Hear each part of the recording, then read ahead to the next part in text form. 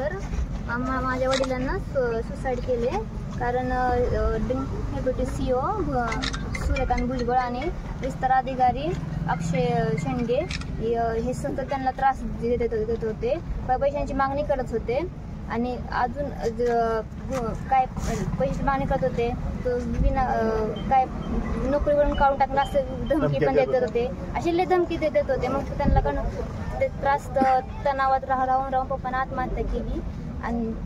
आणि आज म्हणजे काल आम्ही बिल पण भरलं नव्हतं, तरी पण पोलिसांनी त्यांची बॉडी इथं PM साठी आणली. आम्ही बिल पण भरलं, आम्हाला न विचारता PM साठी आणली. आणि इथं आल्यावर आयडेंटिफिकेशनसाठी फॉर्म असतो, त्यांची आम्हाला साईनसाठी आमची साईन लागते तिथं, आमची साईन घेतली पण नाही, आम्हाला न विचारता त्यांनी PM केले आणि आम्हाला अजून तणावात टाकता येते आमचं. आणि FIR पण दबाव टाकतायत आणि FIR पण नोंद करून घेत नाहीयेत, टाळतायत आम्हाला. ते त्यांना कुठल्या दवाखान्यामध्ये ऍडमिट केलं होतं? त्यांना जगदाळे मामा हॉस्पिटल दवाखान्यात ऍडमिट केलं. त्या ठिकाणी तुम्ही चौकशी केली का जाऊन? हो, आम्ही त्यांची चौकशी केली आणि आम्ही बिल पण भरलं नव्हतं त्यांचं.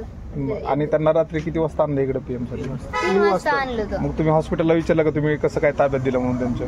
तसं काहीच केलं नाही साहेब. म्हणजे आम्हाला न विचारता त्यांनी नेलंय आणि इथं आलं आम्ही इकडे आलो तर ते म्हणले की PM पण झाले. मग तुम्हाला कोणी सांगितलं डेड बॉडी इकडे आणली किंवा PM केले? पोलिसांनी तुम्हाला कॉल केला की सांगितलं तुम्हाला?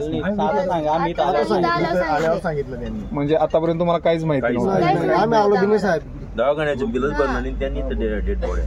आता तुमची मागणी काय आहे नेमकी? आमची मागणी की FIR नोंद व्हावी आणि दोषींना सजा व्हावी, त्यांच्यावर कारवाई व्हावी.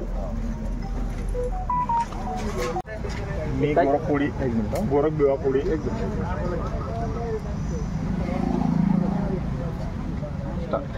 मी गोरख बिवा भाविस्कर, मी मयताचा काका बोलतोय. रात्री 3 वाजेला यांनी दवाखान्यात आले आणि मुलांना धमकवून आम्हाला न विचारता यांनी ते बॉडी रात्रीच्या रात्री इथं PM रूमला घेऊन आले.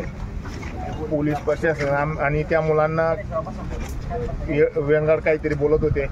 मुलांनी सांगितलं काका हे असं असं करताय. मी त्यांना सांगितलं त्यांना आता काही बोलू नका, तुम्ही तिथं दोघं भाऊ आहे, तुम्हाला काहीतरी करून टाकतील ते. परत इथं आल्यावर त्यांनी आम्हाला न विचारता पंचनामा PM करून टाकलं आणि सांगता काय बॉडी घरी घेऊन जा. जोपर्यंत त्यांच्यावर गुन्हा दाखल होत नाही तोपर्यंत आम्ही बॉडीला हात लावणार नाही. आणि यांची पोलीस प्रशासनाची मनमानी चालू आहे आणि यांच्यावर सुद्धा गुन्हा दाखल व्हायला पाहिजे. संबंधित अधिकाऱ्यांवर गुन्हा दाखल झाला पाहिजे एवढं आमचं म्हणणं आहे. आणि त्यांच्यावर गुन्हा झालाच पाहिजे. गुन्हा दाखल झाल्याशिवाय आम्ही बॉडीला हात पण लावणार नाही, तर आम्ही उपोषणाला बसू.